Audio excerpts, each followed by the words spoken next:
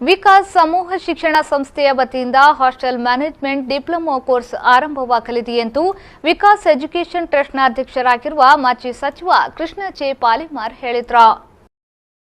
ಅವರು ಮಂಗಳೂರಿನ ಪ್ರೆಸ್ ಕ್ಲಬ್ನಲ್ಲಿ ಮಾಧ್ಯಮಗೋಷ್ಠಿ ನಡೆಸಿ ಮಾಹಿತಿ ನೀಡಿದರು.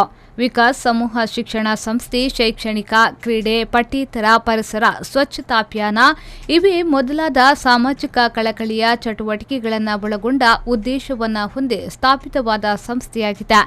ಇವತ್ತಿನ ದಿನಗಳಲ್ಲಿ ಯುವ ಜನತೆಯಲ್ಲಿ ಹೆಚ್ಚುತ್ತಿರುವ ಆತ್ಮಹತ್ಯೆ ಪ್ರಕರಣಗಳು, ಮಾದಕ ವ್ಯಸನ, ಸಾಮಾಜಿಕ ಜಾಲತಾಣಗಳಿಗೆ ಸದಾ ಅಂಟಿಕೊಂಡಿರುವುದು ಹಾಗೂ ಅಂತರ್ಜಾಲದಲ್ಲಿ ಲೈಂಗಿಕತೆಗೆ ಪ್ರಚೋದಿಸುವ ಚಿತ್ರಗಳನ್ನು ವೀಕ್ಷಿಸುವ ಆತಂಕಕಾರಿ ಬೆಳವಣಿಗೆ ಗಮನಿಸಿ ಹಾಸ್ಟೆಲ್ಗಳಲ್ಲಿ ವಾಸಿಸುವ ವಿದ್ಯಾರ್ಥಿಗಳಿಗೆ ಸೂಕ್ತ ಮಾರ್ಗದರ್ಶನ, ಸಲಹೆ, ಸೂಚನೆಗಳನ್ನು ನೀಡಲು ವಾರ್ಡನ್ಗಳಿಗೆ ಈ ಕೋರ್ಸ್ ಮೂಲಕ ತರಬೇತಿ ನೀಡಲಾಗುವುದು ಎಂದ ಅವರು, ಹಾಸ್ಟೆಲ್ ಮ್ಯಾನೇಜ್ಮೆಂಟ್ ಡಿಪ್ಲೊಮಾ ಕೋರ್ಸ್ ಆರಂಭಿಸಲಿರುವ ಜಗತ್ತಿನ ಮೊಟ್ಟಮೊದಲ ಶಿಕ್ಷಣ ಸಂಸ್ಥೆ ಎಂಬ ಹೆಗ್ಗಳಿಕೆಯನ್ನು ತನ್ನದಾಗಿಸಿಕೊಳ್ಳಲಿದೆ ಎಂದು ಹೇಳಿದರು.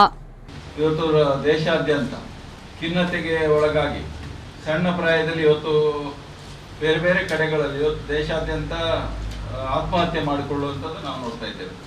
ಆತ್ಮಹತ್ಯೆ ಮಾಡೋದಕ್ಕೆ ಕಾರಣಗಳಿರ್ತದೆ. ಏನಂದ್ರೆ ಡ್ರಗ್, ತಂಬಾಕು, ಮದ್ಯ ವ್ಯಸನಿ, ಮತ್ತೆ ಬೇರೆ ಬೇರೆ ಅಂತರ್ಜಾಲದಲ್ಲಿ ತೊಡಗಿಕೊಳ್ಳುವಂಥದ್ದು, ಇಂಥದ್ದೆಲ್ಲ ಅಶ್ಲೀಲ ಚಿತ್ರ ನೋಡುವಂಥದ್ದು, ಇದೆಲ್ಲ ಒಂದು ಚಟಕ್ಕೆ ಬಲಿಯಾಗುವಂಥದ್ದು ನಾವು ಕಂಡಿದ್ದೇವೆ.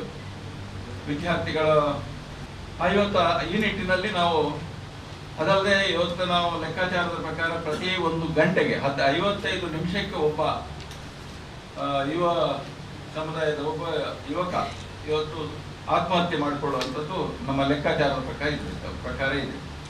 ವರ್ಷಕ್ಕೆ ಸಾಧಾರಣ 8,000 ರಿಂದ 10,000 ಮಕ್ಕಳು ಇವತ್ತು ಸಾಯ್ತಾ ಇದ್ದಾರೆ.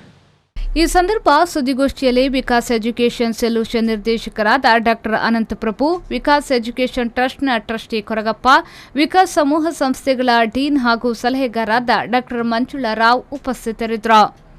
ಶರಸಾಲಿಯನ್ ವಿ4 ನ್ಯೂಸ್ 24/7 ಮಂಗಳೂರು.